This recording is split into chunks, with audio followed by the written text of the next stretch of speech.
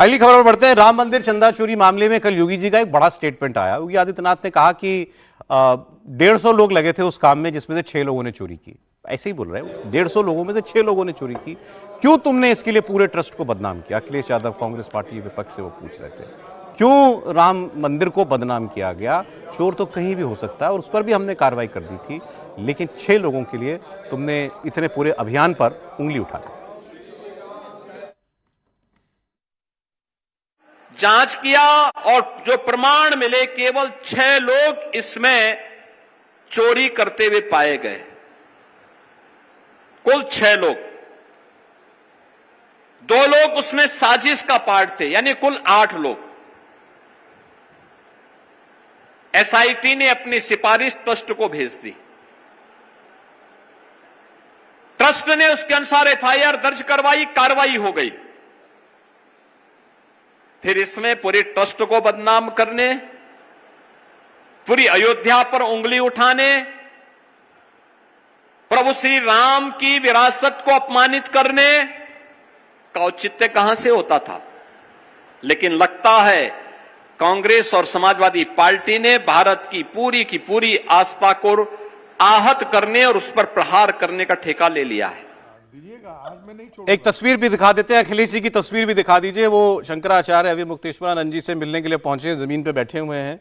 उसकी तस्वीर सब उन्होंने पोस्ट खुद की हुई है। शंकराचार्य जी का आशीर्वाद बार बार लेने के लिए पहले डिंपल जी गई थी, ऐसा आशीर्वाद काम पता नहीं, लेकिन ये नहीं समझ आता कि इनकी पार्टी के लोग दिन रात ब्राह्मण तिलक लगा के घूमता है, ये करता है, उसको गाली देते रहते हैं। अखिलेश जी जाके उनके चरणों में कौन किनको गाली देते रहते हैं? अरे समाजवादी पार्टी के नेता प्रवक्ता लोग लगातार जी को नहीं, ब्राह्मणों को।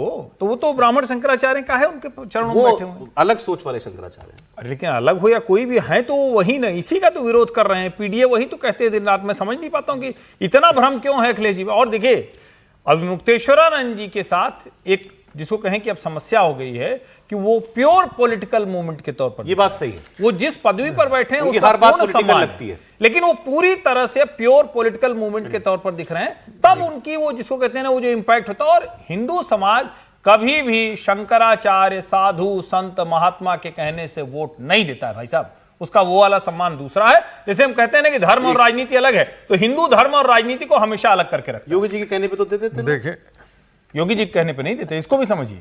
योगी जी कहने पे साधु होने की वजह से थोड़ी थोड़ी देते हैं। योगी जी का जो उनका जो काम होगा उसकी हिसाब से इसको भी समझिए। ऐसी काम है सर। वो योगी जी की बात पर अब ऐसा लग रहा है भाई, अब देखिए योगी जी और सब लोग ये चाह रहे हैं, मतलब उस काम से जुड़े हुए, अब इस पर जो है दी एंड करो इस पूरे प्रकरण का। अब बात खत्म करो, हो गया। अब उन्होंने जब कह दिया 6 ही लोग पकड़े गए 150 में से, और क्या चाहते हो? पकड़ लिए, जेल डाल दिया। देखिए, सबसे पहले तो इन पर भी जरूर बोला जाए, इनको शंकराचार्य मत बोलिए, ये राजनीतिक शंकराचार्य है। और सोचिए ना कि जिनको पिटाई करवाया हो अखिलेश यादव ने, और वो पूरी तरीके से खुल करके समाजवादी पार्टी के लिए काम कर रहे हैं, और देश स्तर पर वो कांग्रेस के लिए काम करते थे। जैसे इनके पहले के जो इनके गुरुजी थे, वो भी रामालय ट्रस्ट बनाए थे, और वो भी कांग्रेस के लिए काम करते थे। तो ये भी खुल करके काम करते हैं। तो ये इसमें किसी को गलतफहमी नहीं रहनी चाहिए। एक दूसरी बात, हम शुरू से बात करते हैं, और एक बात मैंने 2-3 महीने में कि भाई, क्या कांग्रेस पार्टी भारत विभाजन के लिए काम कर रही थी? क्या नेहरू भारत विभाजन चाहते थे, या गांधी ने भारत का विभाजन चाहते थे? क्या कांग्रेस पार्टी भारत विभाजन के लिए लड़ रही थी? हम उन पर यदि आरोप लगाएं तो कोई विश्वास करेगा? नहीं करेगा।